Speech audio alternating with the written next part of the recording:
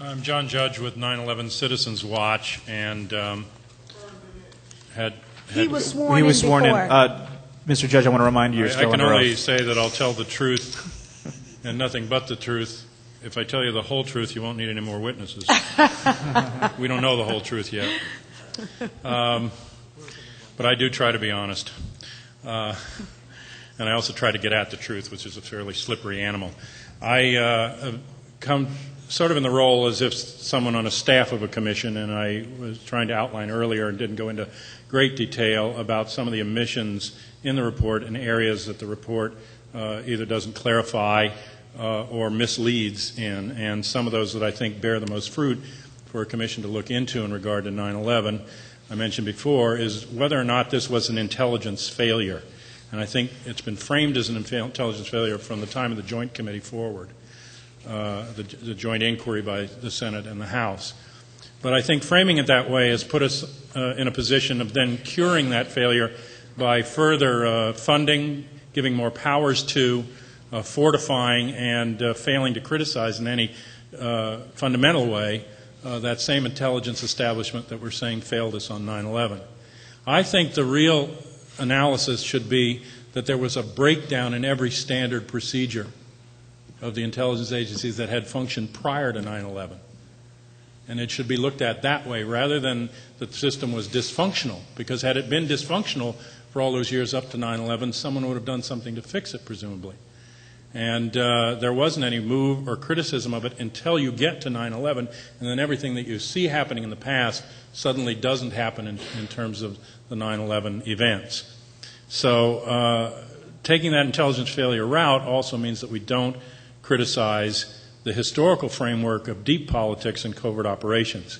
Criminal cartels and paramilitary operations, illegal drug distribution networks, and undemocratic forces combined from their inception with the U.S. intelligence agencies to create both domestic and foreign covert operations, first to serve the interests of the Cold War, and in a continuing way now to serve the interests of an emerging global corporate expansion. And the history of that is, for the most part, hidden from us, because history in 1948 under the National Security Act became not something that belonged to the people of the United States, but rather a commodity that was put under control of a national security state.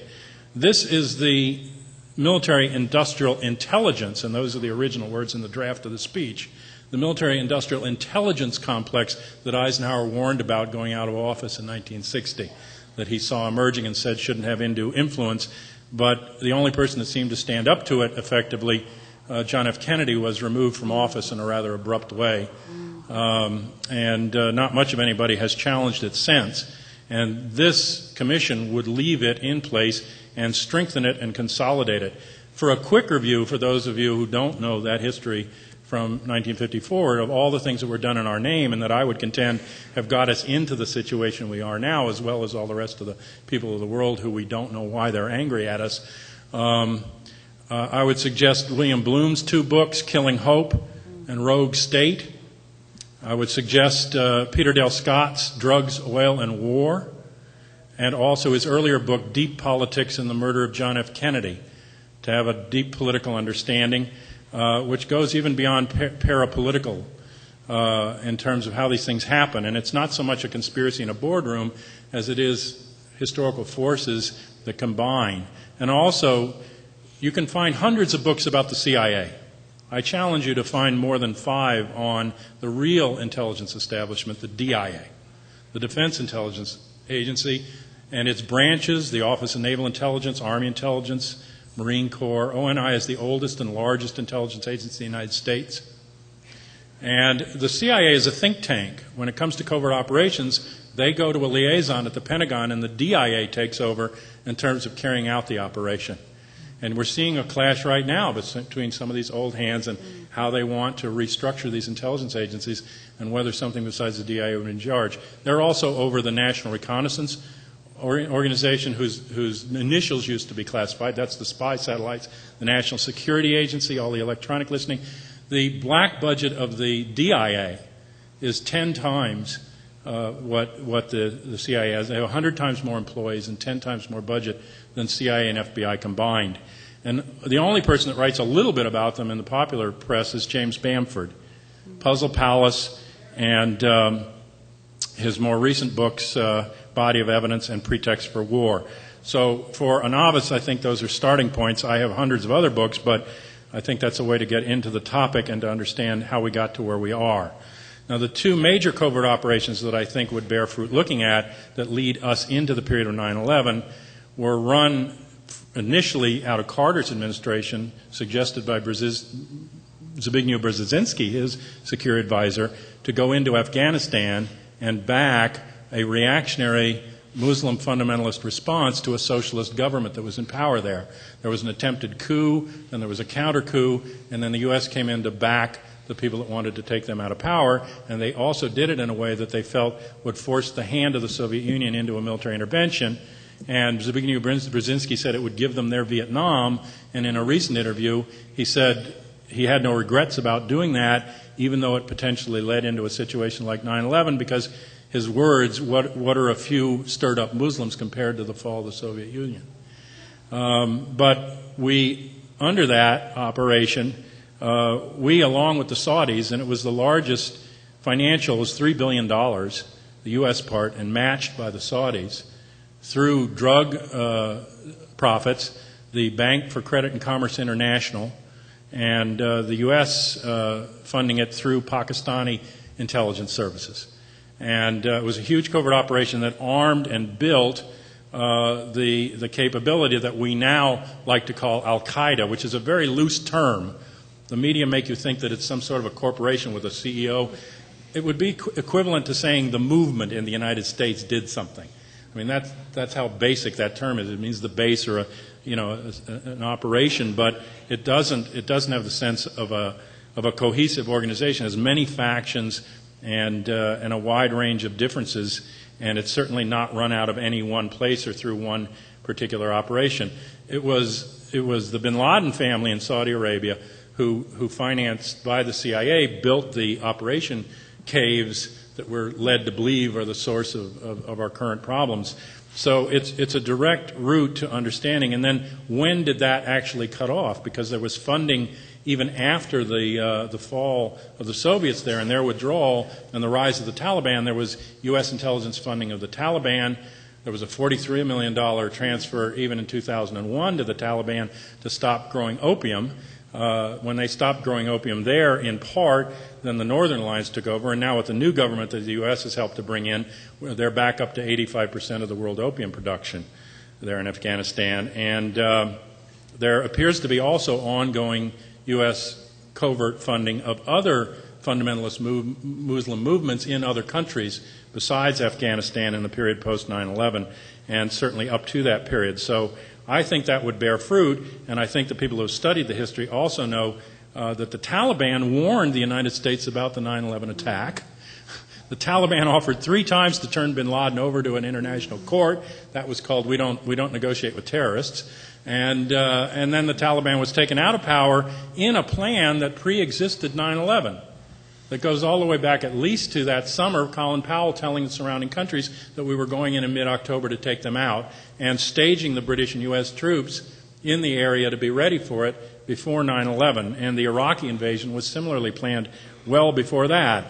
We were told by the press that 11 days before the invasion, Bush got word of it. That told me he was among the last to know. John, can you just, do you remember the actual quote that the Taliban were given? I think it was in Turkey or in Germany.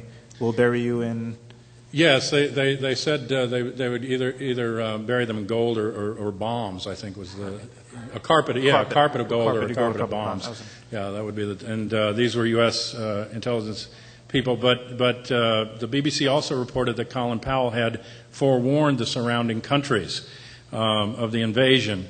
That operation fed into the same funding circles, the same drug money, into the next major operation that became known as Contragate, sending the missiles to Iran. We were arming both Iran and Iraq during that war period, and went through the Bush senior and Reagan years into the Clinton years. These covert operations and funding went on, but Contragate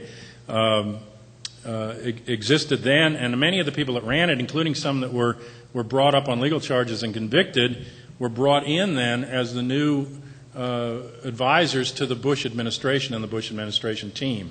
Among them, Colin Powell, who had actually signed off with Poindexter on the shipment of the missiles, unbeknownst, I believe, to Reagan and on Bush's authority, because Bush was president the day that they signed it, because Reagan was in prostate surgery. John, 2 minutes. Okay. Poindexter, Reich, Abrams, Reich being promoted now to head ambassadorship to Iraq, Richard Armitage in the State Department, who also met with Mohammed Ahmed, the head of Pakistani ISI intelligence in the period right after 9/11. This black budget that we're talking about put Saddam Hussein into power and then took him out. It armed the Kosovo Liberation Army through drugs, and it was responsible over those years for assassinations, coup d'etats, changes of regime in many societies. And the most glaring failure of the intelligence system, in my view, is this history of its covert operations and its support of and backing up of repressive regimes and getting in the way of democracy around the world. When those forces no longer serve the corporate interest, they're taken out, and it's painted as us promoting democracy. But women used to go to school in Afghanistan before we backed the rise of the reactionary mullahs there. The Commission says that the problem is lack of oversight by the Congress, and its recommendation is to consolidate control over the budget into the hands of a Director of National Intelligence under the Executive. The only leverage Congress had over the intelligence agencies at all was control of that budget, and so they recommend taking it out at the same time they chide Congress. Who was responsible in Congress for this lack of oversight? Porter Goss and Bob Graham, the heads of the two respective intelligence committees, two people who were meeting with General Ahmed the morning of the attack, the head of Pakistani intelligence, and two people who wrote the joint inquiry report setting the stage to call it an intelligence failure, and Porter Goss, whose history goes back to the Bay of Pigs, the Rex invasion on Cuba, and other covert operations in Europe and around the world, and is now being promoted into a position of a new DCI, Director of Central Intelligence, whose powers will be strengthened by a recent executive order by Bush. So it's as if this commission created conditions for its own jobs after it got done. I wanted to talk also a little bit just about, there were not only individuals named in relation to this plot, but the 28 pages missing from the joint inquiry talked about foreign countries. And this commission absolves any countries. Saudi Arabia was specifically mentioned, others weren't, but this says this was the 19 people with a little bit outside money and help, and that was it. But those 19 people, if we look into their backgrounds, don't seem to have either the motivation or the capability to have carried out the plot by themselves. Okay. John, I'm gonna ask you to conclude. I think another major area that I didn't mention is the anthrax attacks. And they are under the purview of the Commission. They were never touched. The anthrax, chemically and biologically analyzed, goes back to something called Project Jefferson, run by the DIA to create the next generation of anthrax on orders from Rumsfeld. They said on September the 9th, 2001, that they had succeeded. And then in October of 2001, the most weaponized and lethal anthrax ever seen shows up in the offices of the two major opponents of the Patriot Act, Senator Daschle and some spill over to Feingold and some to Lee's office. And then also it shows up in Florida at the office of the tabloid. It kills a tabloid photographic editor in the headquarters down there who published the first picture of Bush's daughters being arrested on DWI. And he's the only one in the place that dies. And the other go to Dan Rather and Tom Brokaw, no friends of mine, but since we're so far to the right, those are the liberals in the U.S. media. Thank you, John. Thank you very much.